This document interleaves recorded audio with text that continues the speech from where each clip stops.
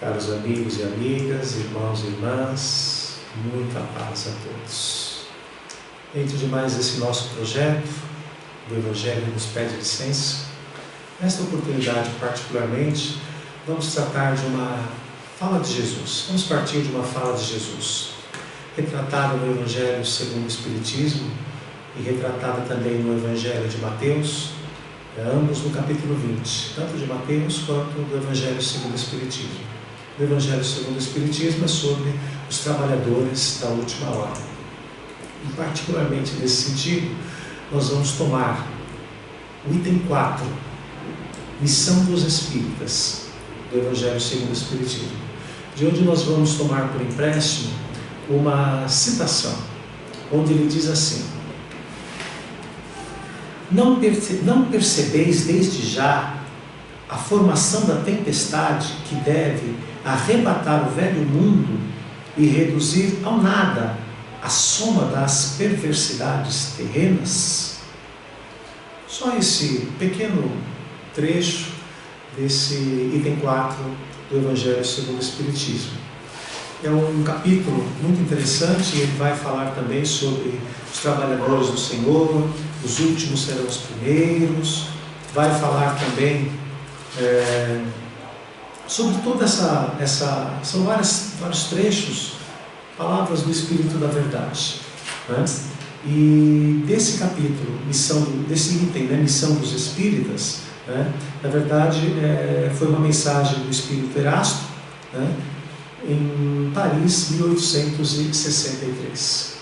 Pois bem, meus irmãos, essa é a nossa citação teórica e nós vamos tomar hoje por ilustração algo que de mais importante, mais impactante, né, está presente no nosso dia a dia, né? Vamos tomar o exemplo de Jesus. Jesus evangelizava também desta forma, né?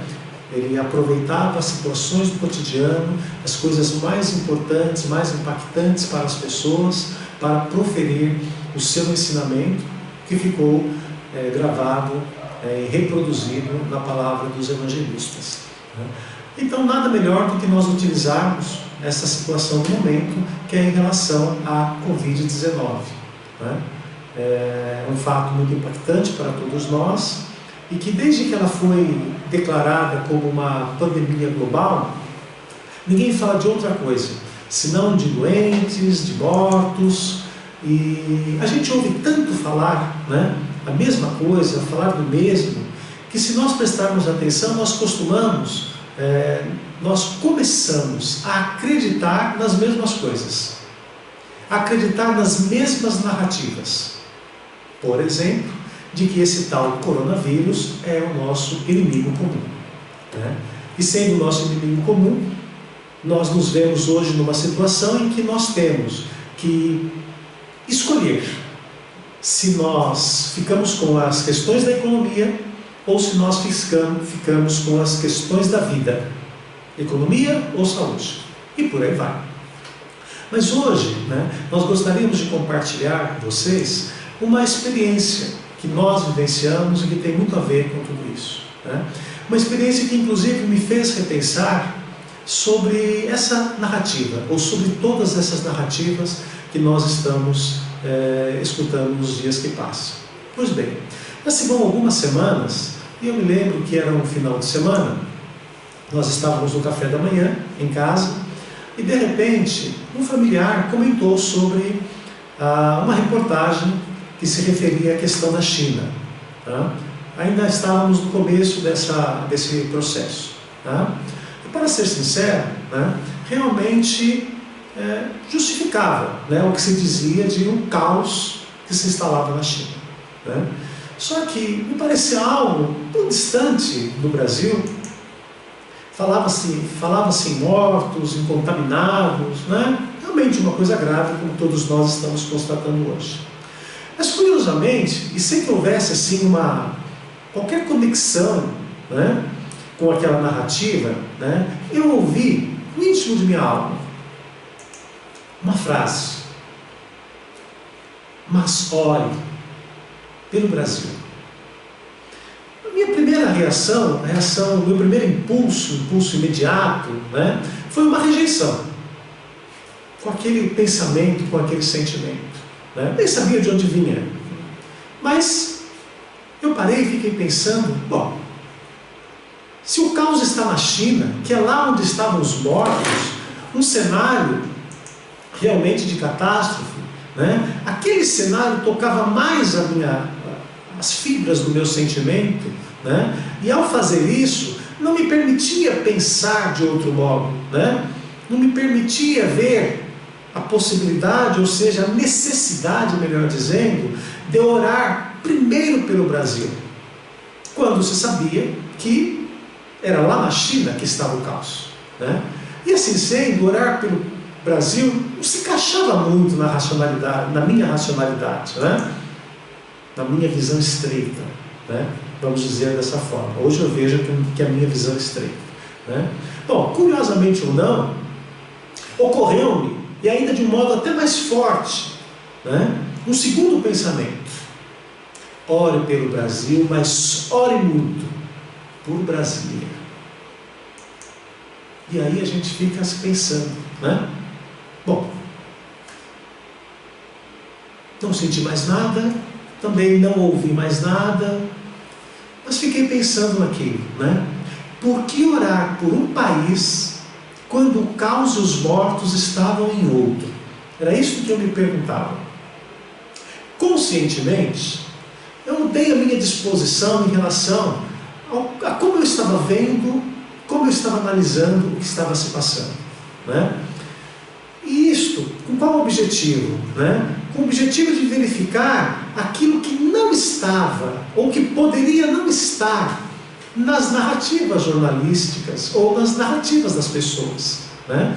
Que não estava na narrativa dos homens, mas procurando me alinhar aquilo que eu senti no espírito, que haveria alguma coisa a mais. E aí, eu tomei por referência o quê? Tomei por referência aquele sentir espiritual. E eu sentia que, nessa inspiração, vamos chamar dessa forma, nessa inspiração espiritual, ali é que estaria a resposta daquele conflito aparente que surgiu naquele primeiro momento, entre orar pelo caos da China ou orar pelo Brasil e por Brasília. Bom, não precisou muito. Não demorou muito, passadas algumas semanas, o caos que estava na China alcançou a Europa. E alcançando a Europa, os mortos também começaram a surgir. Os infectados, os doentes e os mortos também. Não passou muito e rapidamente a gente via que os números da China eram facilmente ultrapassados. Algumas semanas mais e já era o caos na Europa também, ou pelo menos em parte da Europa, como todos nós vimos. Não tardou muito e o caos da China também chegou na Europa, ou melhor, ultrapassou as fronteiras da Europa, cruzou o Atlântico e alcançou os Estados Unidos. Na mesma medida que o vírus parece que viajava pelo mundo, o mundo ia sistematicamente parando também. O vírus viajando, o mundo parando, e por onde ele passava, deixando o desespero. E o previsível aconteceu. Desce as Américas e aporta-se também aqui no Brasil. Mas até então, mas até aí, digamos dessa forma, eu ainda não conseguia enxergar algo que fosse mais grave do que um problema planetário de saúde pública. E sendo assim, ainda não se encaixava bem na minha racionalidade, aquele primeiro pedido de orações pelo Brasil e de orações por Brasília. Por que não? Por que não orar para todos, ao invés de apenas pelo Brasil e por Brasília? Não seria de nossa parte um tanto quanto de um egoísmo? Era isso, esse era o sentimento que eu tinha até então.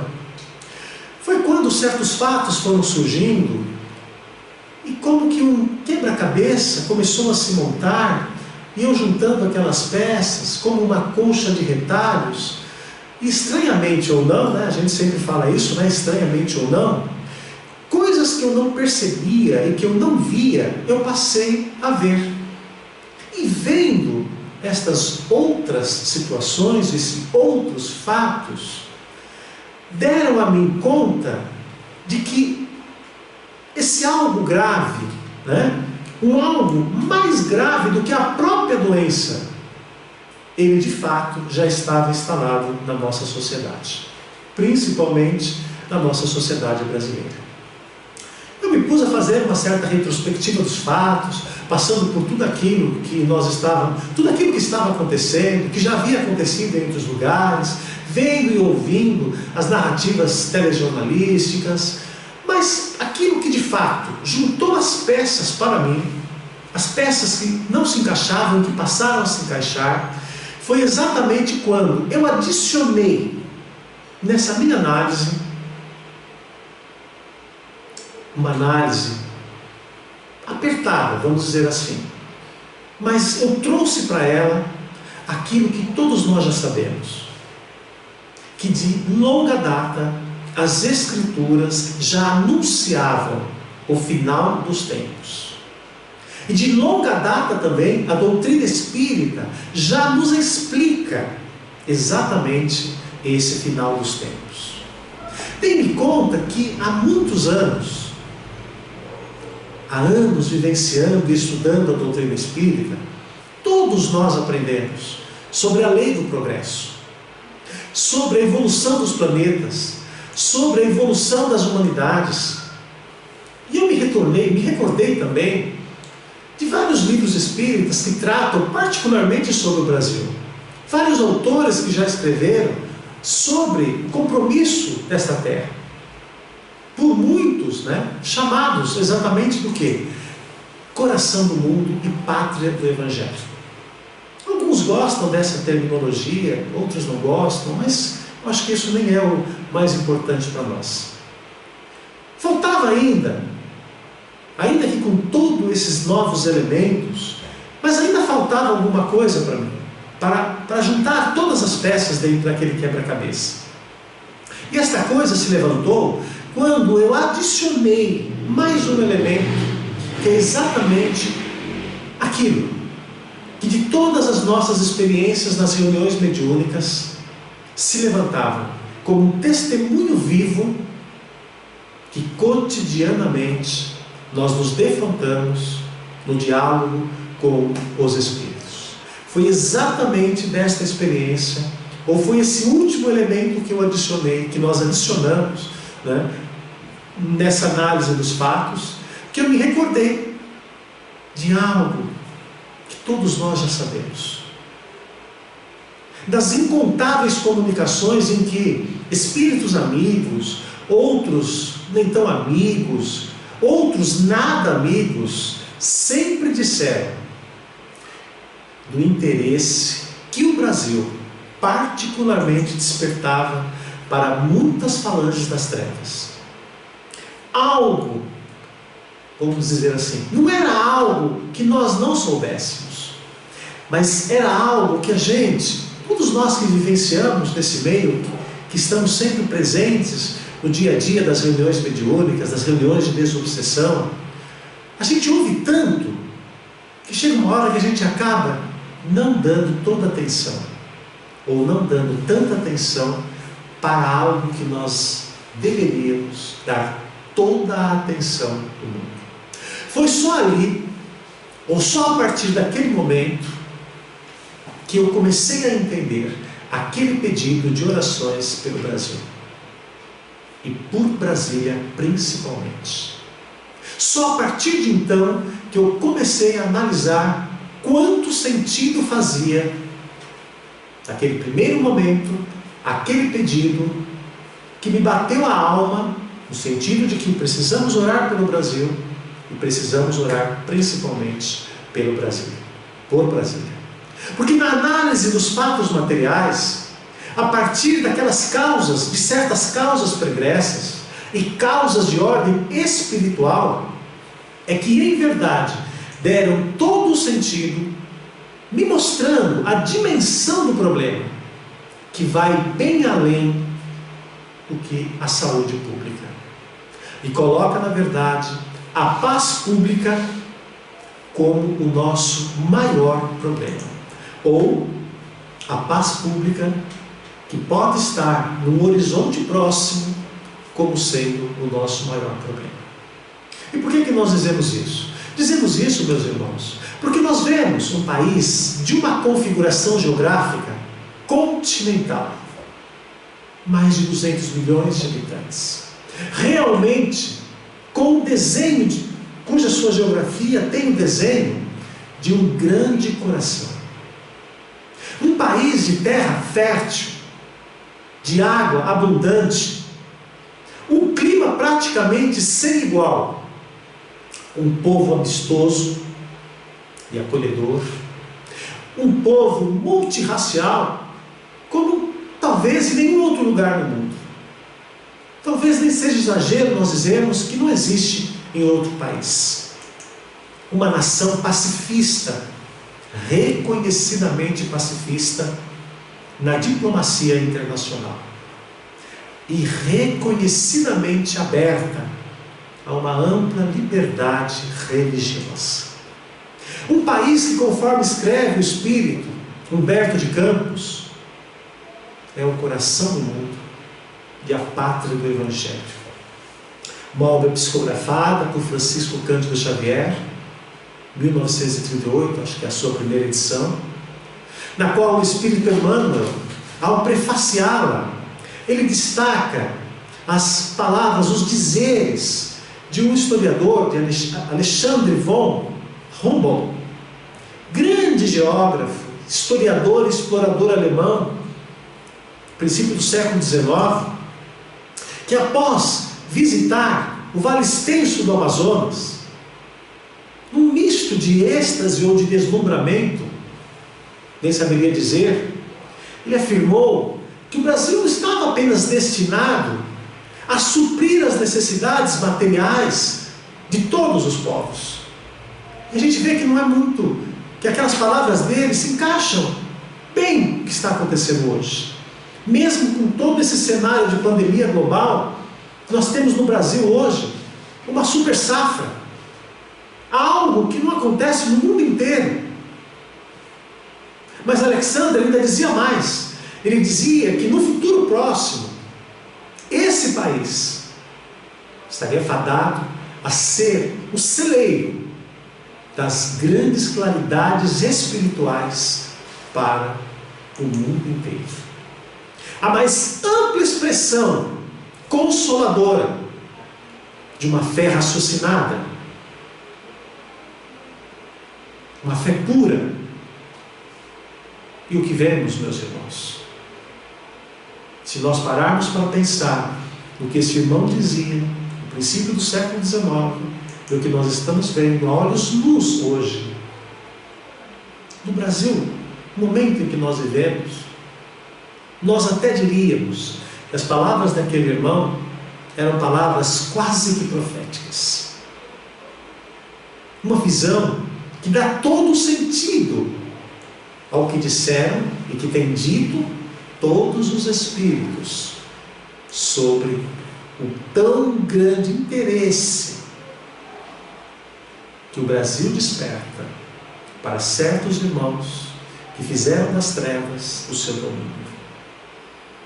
E nós nem saberíamos contar quantos desses irmãos que, ao dialogarem conosco nesses mais de 35 anos de trabalhos mediúnicos, de convivência com esses espíritos, com espíritos de todas as classes, mas particularmente conversando com esses espíritos mais difíceis nas reuniões de desobsessão, quantos deles que afirmavam: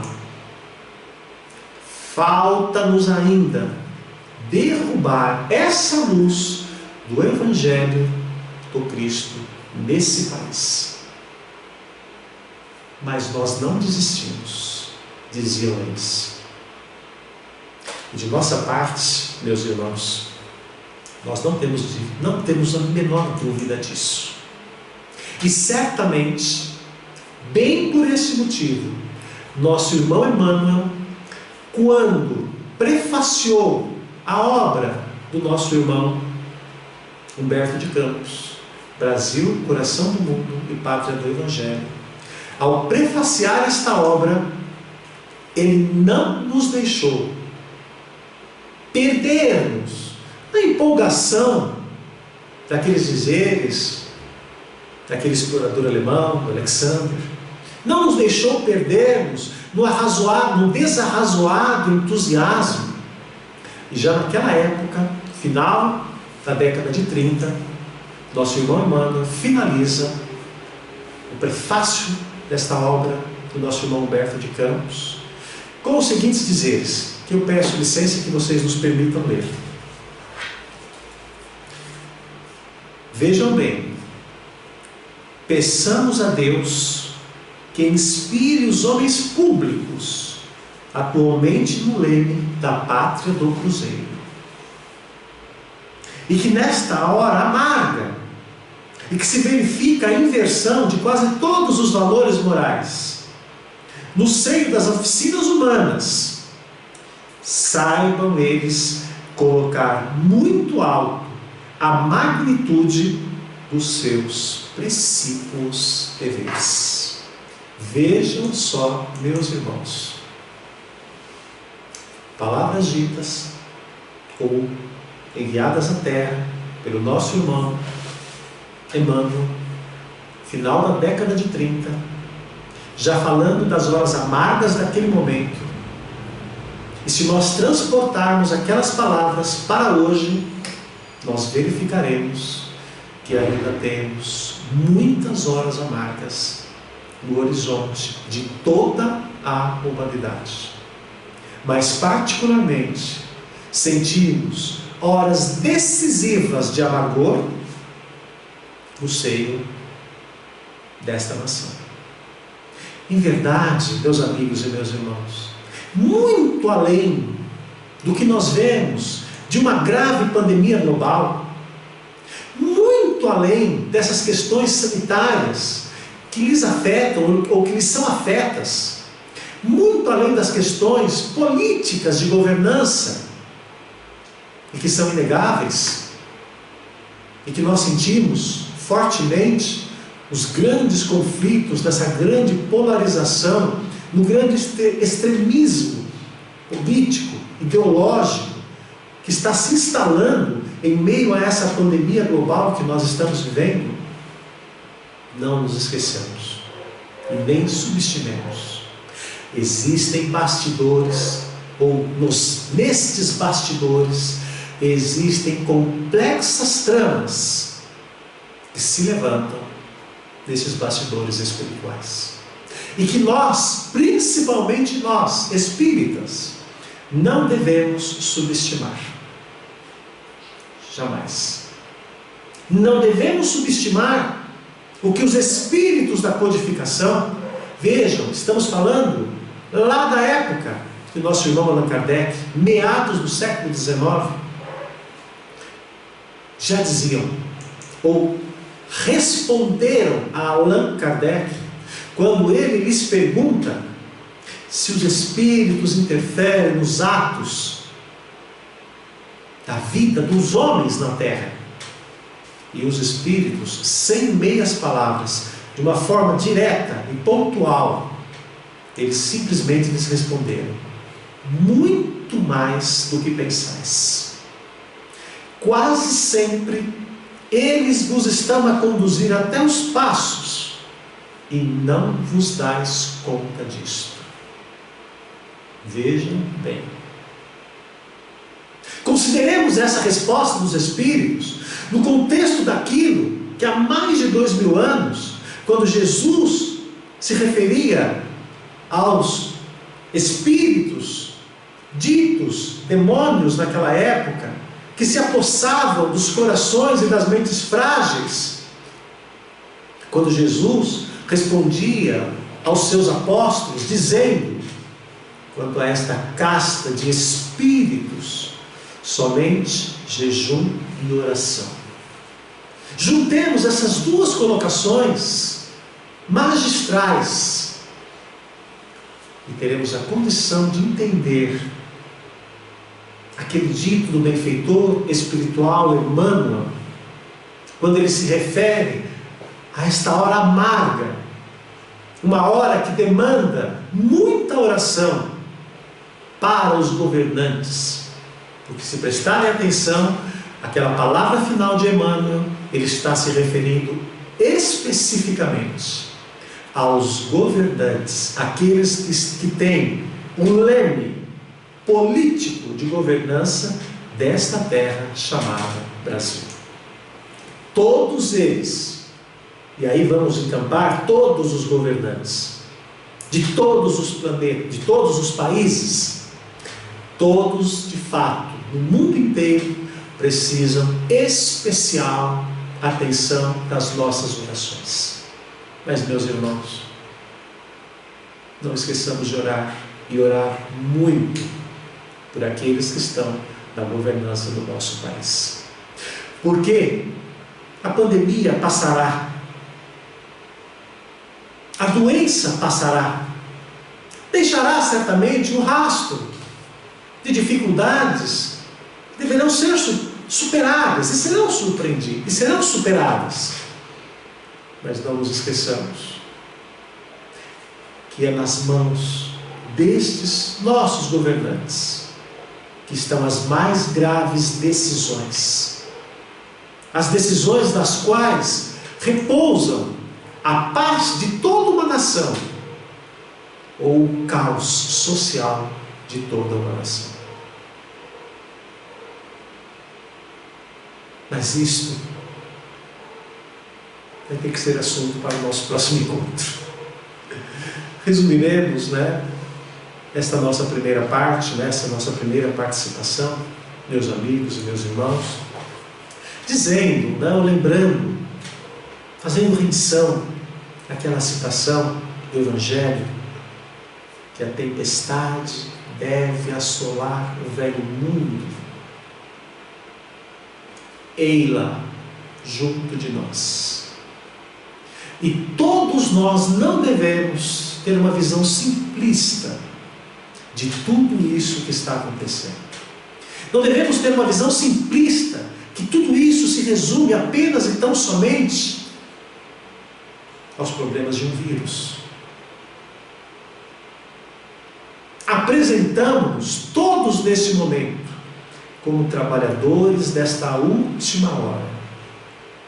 E nesta última hora, não só precisamos ter a força, a disposição para nos desdobrar no trabalho desta última hora, mas nós precisamos também ter um olhar espírita para que essa tempestade, para que diante dessa tempestade global, nós tenhamos um olhar ampliado, que nos permita ver e interpretar com profundidade o que realmente está acontecendo.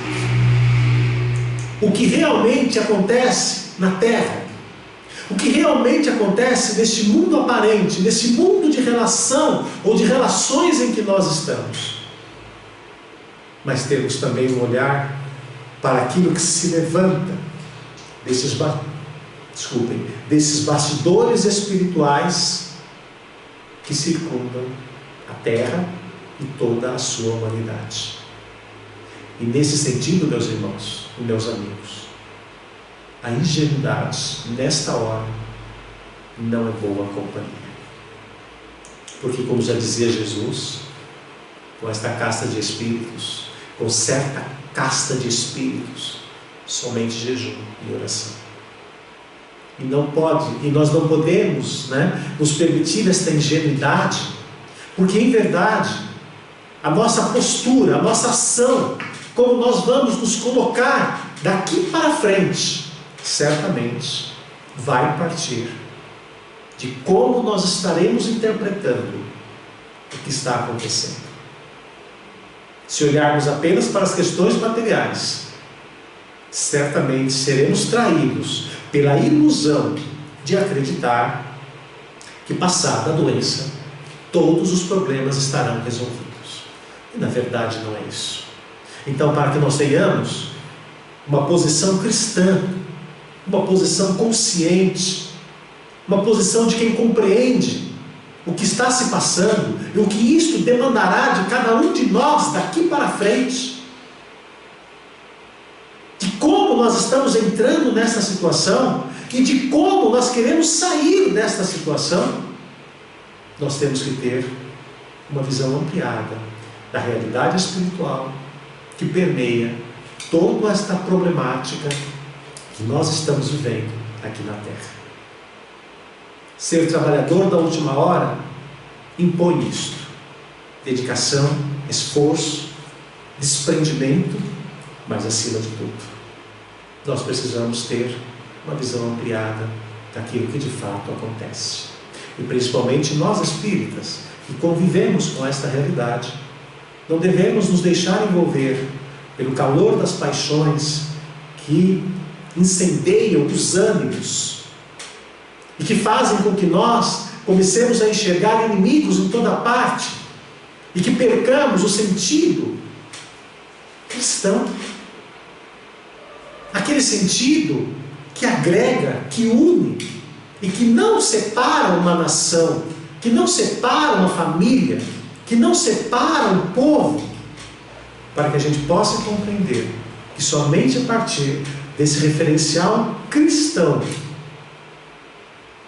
os trabalhadores da última hora, a quem o Evangelho de Jesus se refere, é somente a partir desse referencial que nós poderemos compreender qual é a postura, a conduta que todos nós, espíritas, cristãos, quando eu digo cristãos, meus amigos, evangélicos, católicos, todos nós que acreditamos em Deus, todos nós que acreditamos no futuro melhor, que temos a convicção de que isto só depende das nossas escolhas. Então, que nós possamos aproveitar este momento para pensar e não vermos de uma forma tão simplista aquilo que de fato está acontecendo. Quando se diz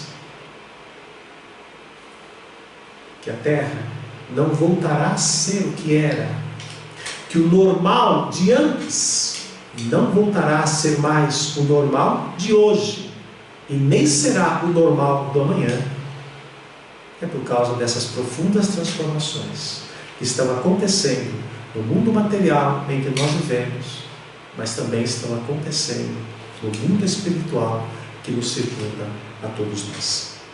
Por isso, meus amigos, é isso que se espera, para os trabalhadores nessa última hora, todos nós.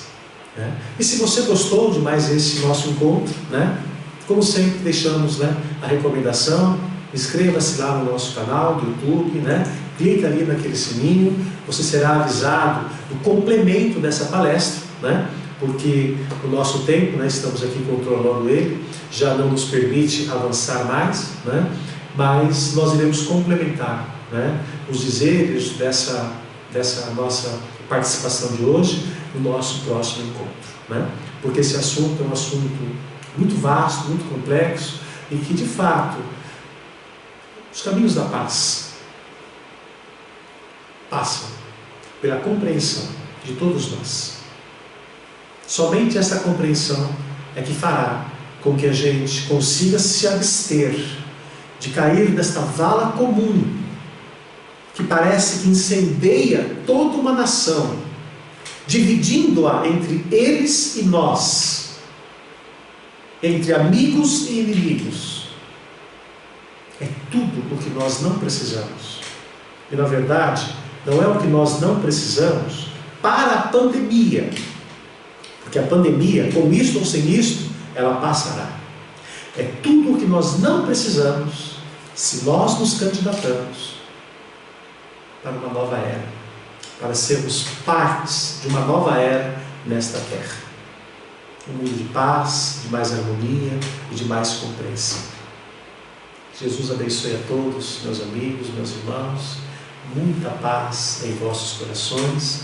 E na próxima oportunidade nós continuaremos falando sobre esse tema, né? Ou seja, nos bastidores. O que se levanta dos bastidores e que muitas vezes a gente não está se dando conta e estamos sendo facilmente manipulados pelas narrativas dos homens, mas facilmente manipulados pelas narrativas de certos espíritos que ainda hoje insistem em querer sepultar nesta terra o Evangelho de Cristo e particularmente derrubar neste país chamado Brasil essa chama do Evangelho que tem sido o farol luminoso para a paz do nosso povo. Jesus abençoe a todos e deixamos para vocês, né, essa mensagem e a recomendação que vocês possam procurar no Evangelho segundo o Espiritismo, capítulo 20, Os Trabalhadores da Última Hora. É um capítulo que fala como que nós devemos nos colocar diante do cenário que se apresenta verdadeiramente como trabalhadores do Cristo nesse momento de transição planetária. Jesus abençoe a todos, muita paz nos vossos corações. Até breve.